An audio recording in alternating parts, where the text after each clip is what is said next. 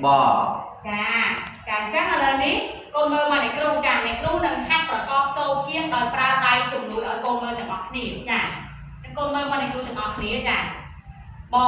នឹងកបនឹងកចាអញ្ចឹងឥឡូវកូនចាប់ដើមចូលរួមធ្វើជាមួយអ្នកគ្រូទាំងអស់គ្នាជាងសានឹងកតោះរួមធ្វើជាមួយអ្នកគ្រូ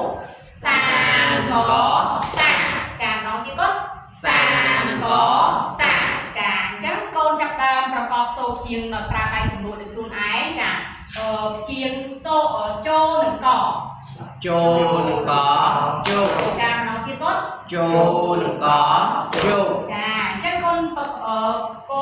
កបសូរជាងមួយទៀតឆែនឹងកឆែនឹងកឆែចាម្ដងទៀតកូនឆែនឹងកឆែចាអញ្ចឹងអ្នកគ្រូមានសូរជាងមួយទៀតចាកូនប្រកបដេនឹងកដេនឹងកដេចាម្ដងទៀតដេនឹងកដេចាល្អណាស់កូនអញ្ចឹងកូនចាក់ដៃអស់ចាមែនមួយចាក់ដៃអស់ចាមែនមួយមកកូនខែ1 2 3គេ1 2 3អស់ចាមែន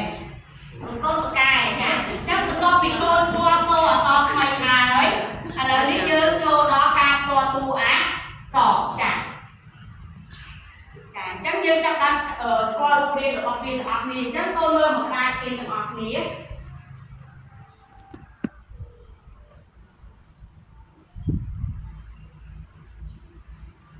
ចាកូនមើលមកទាំងអស់គ្នាចាកូនស្ដាប់អ្នកគ្រូនឹងអានឲ្យកូនស្ដាប់ចា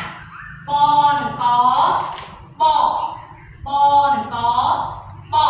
ចាអញ្ចឹងកូនចូលរួមឆាទាំងអស់គ្នាជាមួយអ្នកគ្រូបនឹងកបចាម្ដងទៀតបនឹងកបចាអញ្ចឹងកូនថាឲ្យខ្លួនឯងទាំងអស់គ្នាបនឹងកបចាម្ដងទៀតប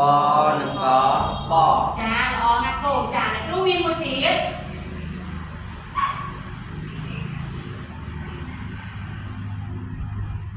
ចាអញ្ចឹងកូនស្ងាត់អ្នកគ្រូនឹងថាឲ្យកូនស្ដាប់ចា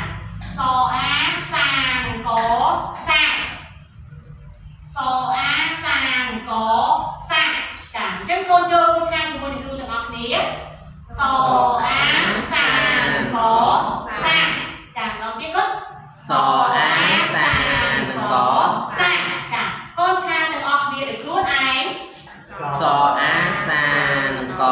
សាចាម្ដងទៀតសអាសានឹងកសាចាល្អណាស់កូនចាអញ្ចឹងកូនមើលមកក្តារគ្នាទាំងអស់គ្នាចាហើយកូនមើលបអានថាបសាអានថាសាចាអញ្ចឹងឥឡូវកូនមើលតើជាងបនិងជាងសាតានៅខាងចុងនេះមានអក្សរអីកូនចានៅខាងចុងមានអក្សរអីសកចាមានអក្សរកអញ្ចឹងមេរៀនយើងនេះយើងរៀនអំពីមេរៀនទី42ប្រកបនឹងកចាអញ្ចឹងអក្សរកនេះគឺជាតួប្រកបសម្រាប់មេរៀនថ្ងៃនេះចាអញ្ចឹងការប្រកបគឺជាការផ្សំសូរបញ្ចូលគ្នារវាងជនជាអ្នកស្រៈឬក៏ជនជាអ្នកទៅជាជាងឬមួយក៏ទៅជាពាក្យដែលផ្សំបញ្ចូលគ្នាឲ្យរលាយចូលគ្នាទៅជាពាក្យឬក៏ព្យាង្គតែ